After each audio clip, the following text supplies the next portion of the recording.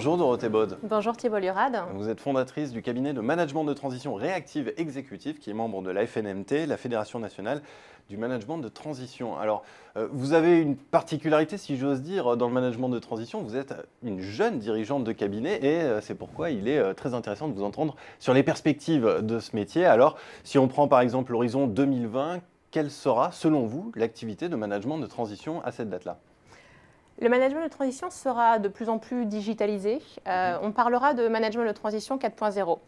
Quant aux managers de transition, ils devront être hyper connectés, hyper spécialisés et ils devront savoir parler aux générations Y, dont je fais moi-même partie, et Z, qui sont des générations qui ne réagissent pas aux organisations avec une hiérarchie pyramidale. Et je sais de quoi je parle. D'ailleurs, le métier, on s'aperçoit aujourd'hui que le métier rajeunit. On a de plus en plus de dirigeants qui s'orientent vers le management de transition à la quarantaine. Ce qui veut dire que les mentalités changent. Le rapport au travail change. On s'oriente vers encore plus d'agilité, de liberté, de réactivité et d'innovation. Un mot peut-être sur le contenu des missions. Est-ce qu'elles sont amenées à devenir de plus en plus complexes dans un environnement de plus en plus complexe ? Effectivement, il faut dire aussi que les attentes et les exigences des clients vont s'élever et c'est déjà ce que l'on observe aujourd'hui. La tendance va également se renforcer dans les prochaines années. Quand un client nous appelle car il a un dirigeant qui vient de partir ou parce qu'il a un projet de transformation ou un projet stratégique à mener, mon travail, c'est de lui offrir le service plus qu'il n'osait espérer. Récemment, j'ai un client qui est aux États-Unis et qui venait de faire l'acquisition d'une société. Il recherchait son CFO pour l'accompagner dans ce projet. Mon équipe a été très réactive et nous lui avons proposé un manager de transition de Singapour. Ce que je veux dire, c'est qu'il faut en permanence avoir les meilleurs dirigeants de transition dans son pool et ne pas avoir de limites, de contraintes de frontières.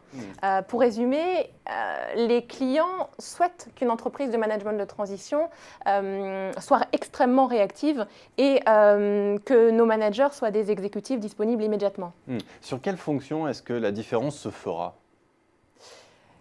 Il y a d'abord les missions sur lesquelles nous sommes sollicités régulièrement, à savoir directeur général, directeur des ressources humaines, directeur financier et directeur des opérations. Il y a aussi des nouvelles missions sur lesquelles nous intervenons. Par exemple, j'ai un client qui voulait se positionner sur les Jeux Olympiques de Rio et qui recherchait son directeur sponsoring. Je lui ai trouvé la perle rare. Également, et c'est assez récent, on me sollicite beaucoup pour trouver les meilleurs Chief Digital Officers, ce qui nous montre que nous anticipons déjà les métiers que nos managers de transition devront remplir en 2020, parce qu'il est clair que beaucoup de métiers seront très différents à ce moment-là. Toujours si on reste à cet horizon 2020, quelles seront les constantes dans l'activité des managers de transition ? Le constat de base du métier, c'est que les entreprises ont des problématiques et que nous, cabinet de management de transition, nous avons des solutions. N'ayant pas de baguette magique, nos solutions, c'est de l'humain. Et pour vous répondre en une phrase, le management de transition, c'est de l'humain au service de l'humain. Eh bien, merci beaucoup Dorothée Baude pour cet éclairage sur les grandes évolutions à venir dans cette profession du management de transition. Merci beaucoup. Merci Thibault Lurad.